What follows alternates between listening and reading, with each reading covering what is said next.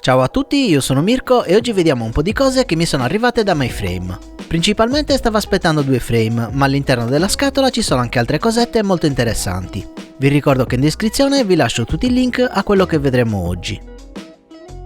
Per chi non conoscesse MyFrame, si tratta di un'azienda italiana che produce frame per droni FPV, ma non solo. Nel suo catalogo troviamo frame per long range, freestyle, racing e whoop, non mancano i vari accessori, stampe 3D e parti di ricambio.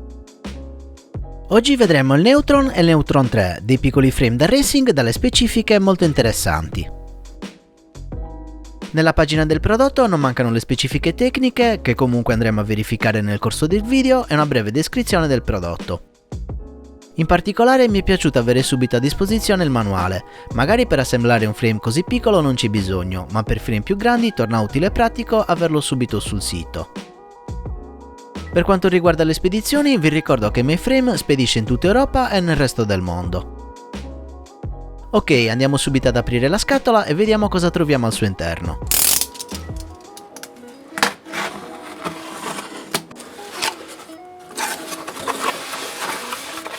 Perfetto, iniziamo subito con un coupon sconto del 5%, potete usare questo codice per fare i vostri acquisti sul sito MyFrame.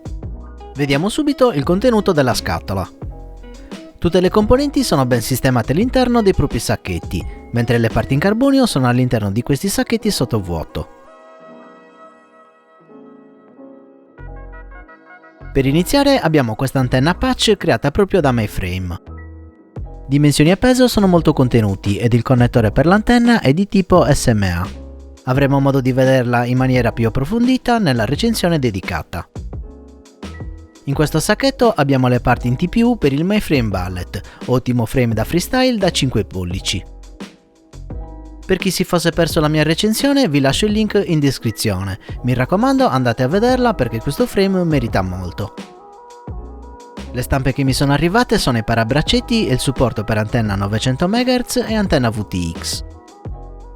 Le stampe sono di ottima qualità e molto semplici da montare, il risultato finale sarà questo.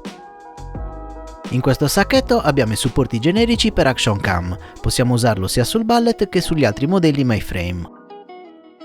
Se avete una GoPro Hero o Session trovate le stampe apposite, ma se avete un'altra Action Camera potete usare questi generici. Personalmente non mi fiderei molto perché la videocamera rimane abbastanza esposta, prendeteli giusto se state usando delle action molto economiche. Io vi suggerisco di applicare del velcro e usare degli strap di buona qualità. Una volta montata sul frame, l'action cam si presenta in questo modo. Ed eccoci arrivati al pezzo forte della recensione, il MyFrame Neutron. Abbiamo la versione da 2 pollici, la versione da 3 pollici e le relative canopi. Assemblare questo frame è decisamente semplice, basterà fissare le due viti corte nella parte anteriore e quella più lunga nella parte posteriore.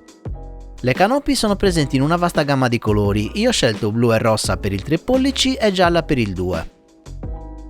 Il MyFrame Neutron si presenta come un frame racing monoplate con canopi, utilizzabile con componentistica 20x20, 16x16 o a 45 gradi specifica per whoop. Le caratteristiche di costruzione lo posizionano nella fascia Toothpick, ovvero dei frame ultraleggeri derivati dalla classe Whoop. Dai Tiny Whoop ricevono tutta la componentistica, aumentando le dimensioni del frame e perdendo la protezione per le eliche. Per quanto riguarda la versione da 3 pollici abbiamo un interasse di circa 140 mm, mentre per la versione da 2 pollici l'interasse è di 104 mm. Lo spessore per entrambi i modelli è di 3 mm. Come notiamo abbiamo il carbonio ondulato che garantisce una maggiore resistenza agli urti rispetto al carbonio tradizionale. Il carbonio ondulato è presente sia sul 3 pollici che sul 2. Il peso del Neutron 3 è di 26,4 grammi. Il peso del Neutron 2 è di 17,3 grammi. Per entrambi i modelli abbiamo un'altezza massima di poco più di 20 mm. La Canopy ha l'alloggio per le videocamere nano che sono le uniche supportate.